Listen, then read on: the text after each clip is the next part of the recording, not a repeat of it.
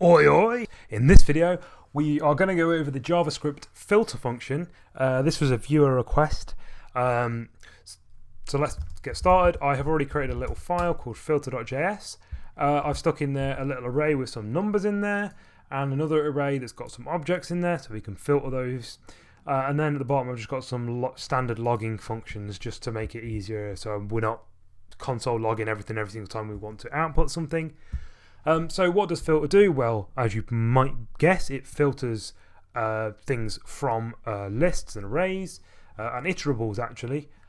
So let's say, for example, we wanted to get rid of all the odd numbers from this array. Well, how would we do that normally with a for loop? Let's go over that first. Well, the first thing we do is we would define a mutable. Well, actually, we don't even need to define a mutable array. We can define a immutable array, but a new one that we're going to put everything into, so the result. And we can say for val of the array, if we then say what the condition is that we want to filter on. So basically we want to only put the even numbers in if we're filtering out all the odd numbers. So we can say for val mod2 equals 0. Well, if that's the case, then we want to take the loop result and we want to push the val into that array, close that, and then what we can do is we can just say log loop and we'll pass in our loop result, and that will have all of the even numbers in there, so we can run that and you can see without filter we've got 2468. Brilliant. Well, let's look at how we can do the same thing with filter now.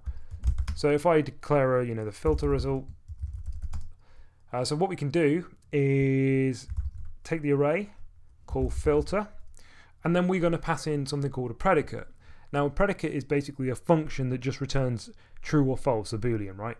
So this thing up here essentially is a predicate, but it's not technically a predicate.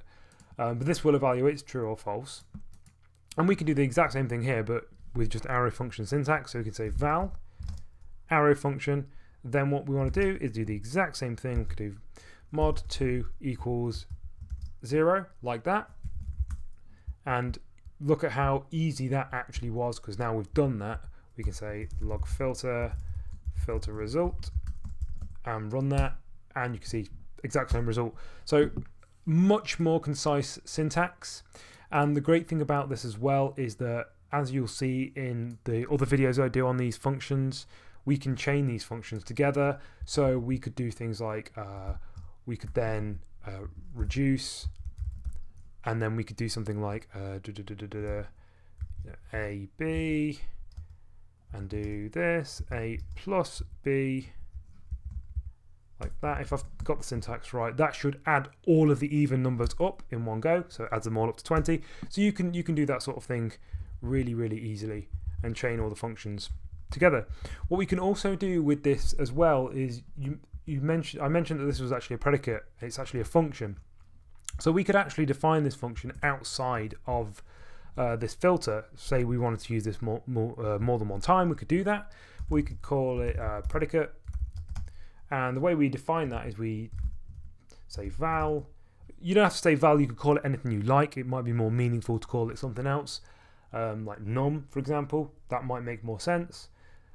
And we can do the exact same thing like this, 2 equals 0, like that. Come back over here, and we'll just change that out for predicate and run it again. It will output the exact same thing. So that's how we can do that. It's really quite a nice thing that you can do with filter that's a little bit more challenging with loops.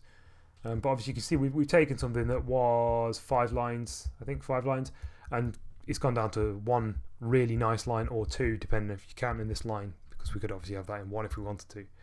So it's quite nice to do that. Let's also look at now, what if we had more complex objects? So in this case we have these car objects, so they have a name and they have a color. What if we only want to find the blue objects? Well, again, let's look at doing this with the cars. Let's do this with a for loop, sorry. We shall do, we'll delete that, and we'll delete that. Okay, what we can do is we'll do for car of cars. We then want to do if the car dot color is equal to blue. Yep. Then we want to stick it in our result. So result dot push car, like that. Remember to close off the for loop, run it, and you can see, oh, we get object.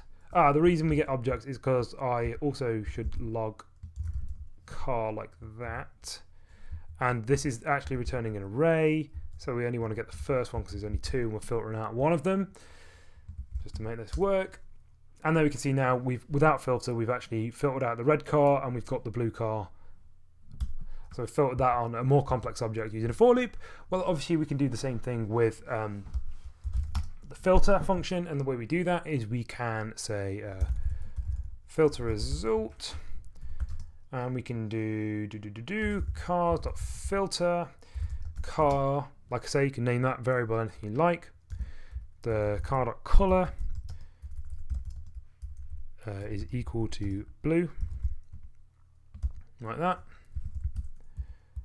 And we'll do the same thing here. We'll just do log filter, log car, filter result. Get the first one because there's only going to be one in there. Run it.